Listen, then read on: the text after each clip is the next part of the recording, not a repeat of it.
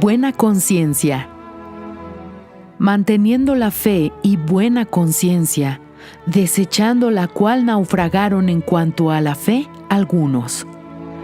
Primera de Timoteo, capítulo 1, versículo 19. Quien quiera afirmarse en la fe, tiene que mantener la buena conciencia. Para eso, hay que sacrificar los impulsos, las pasiones y los intereses que no tienen nada que ver con Dios. El error genera la mala conciencia.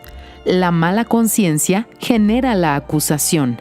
La acusación genera la duda. La duda neutraliza la fe. De ahí hasta naufragar es cuestión de tiempo. Quien decide renunciar a lo que causa la mala conciencia se llena de certeza. Es inmediato. La buena conciencia trae paz, la paz de la salvación del alma.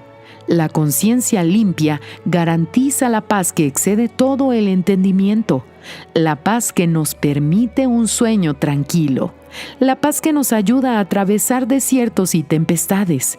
Sin embargo, hay que esforzarse para mantenerla, como lo hacía el apóstol Pablo. En todo esto procuro conservar siempre limpia mi conciencia delante de Dios y de los hombres.